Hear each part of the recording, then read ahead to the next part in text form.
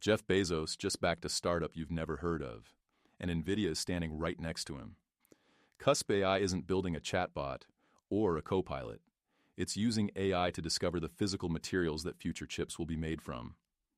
That's not a software bet. That's a bet that the entire semiconductor supply chain has a problem at a layer most analysts aren't even looking at yet. So the question is, what does Bezos know about chip-making constraints that the rest of the market hasn't priced in? Let's start with the actual company, because the name tells you nothing, and the coverage so far has been thin on specifics.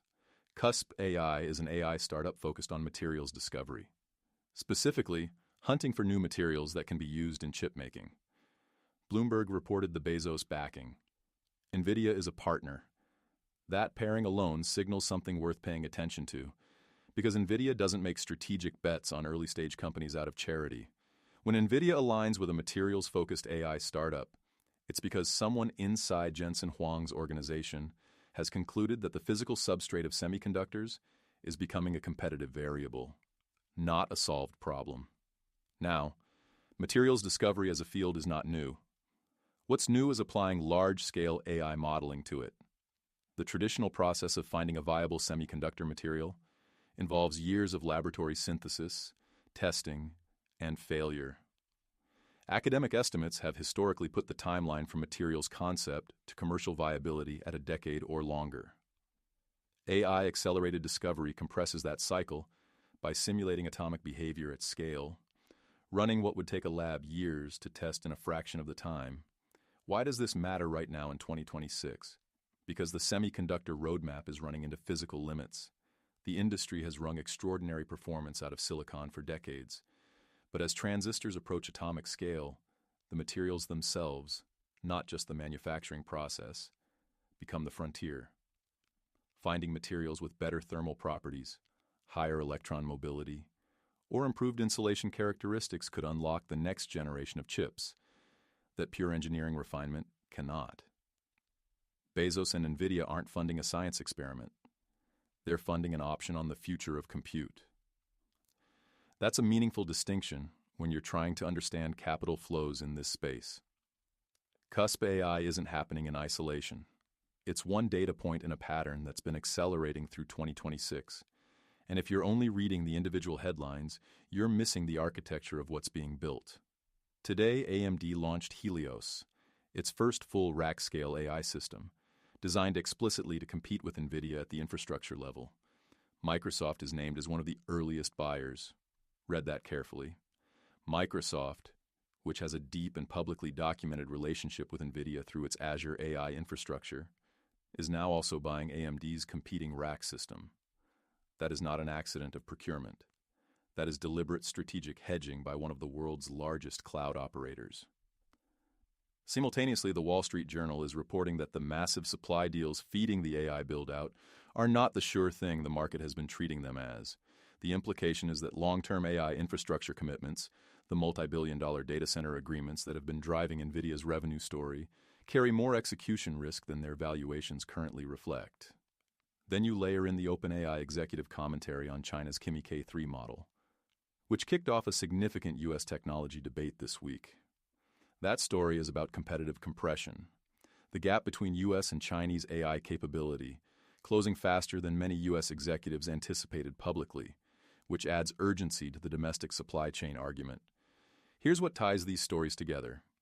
The AI infrastructure build-out is hitting a ceiling defined by physical constraints, supplier concentration, and geopolitical risks simultaneously. CuspAI is one response to the physical constraint problem. AMD Helios is one response to the supplier concentration problem, and the Kimi K3 debate is a public acknowledgement of the geopolitical dimension.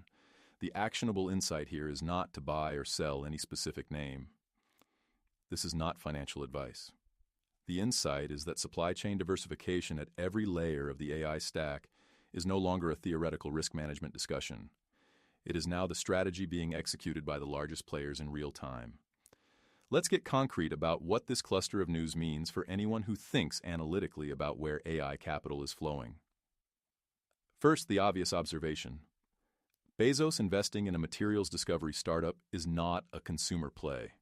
It's not a productivity software play. It's a deep infrastructure play with a long-time horizon. Bezos has demonstrated repeatedly, through Amazon's own infrastructure history, that he takes multi-decade bets on physical and logistical systems before the market understands why they matter. That pattern is worth weighing when he shows up in a space. Second, the Nvidia partnership with CuspAI is structurally interesting because it suggests Nvidia is looking beyond its current manufacturing relationships toward the next materials generation. Nvidia's dominance today is partly a function of its software ecosystem, but it is also a function of being well-positioned in the current chip generation. A company that helps discover the materials for the next generation of chips is potentially a company that helps determine who wins the generation after that. Third, and this is the underappreciated angle, materials discovery AI has implications beyond semiconductors.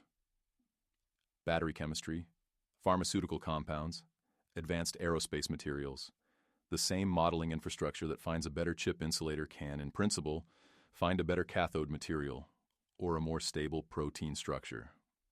CuspAI, if the technology proves out, is not a one-market company. Investors who've followed companies like DeepMind's materials, science publications, or the emergence of generative chemistry platforms will recognize this pattern. The risk, stated plainly, early-stage deep tech has a long and well-documented history of scientific promise that doesn't translate into commercial timelines that match investor expectations. The Bezos and Nvidia backing reduces, but does not eliminate that risk. It does, however, signal that people with deep domain knowledge and long capital runways believe the technology is real enough to fund seriously.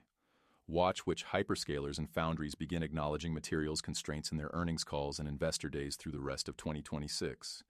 That will be your signal that this thesis is moving from speculative to operational. We opened by asking what Bezos knows about chip material constraints that the market hasn't priced in. The answer, based on everything we just walked through, is this. The next bottleneck in AI isn't software. It isn't even manufacturing. It's the atoms the chips are made of. The follow-up question worth sitting with is, if AI can design better chip materials, what else can it redesign at the physical layer of the economy? That's the next video. Subscribe so you don't miss it. And if this analysis was useful, the like button is how you tell the algorithm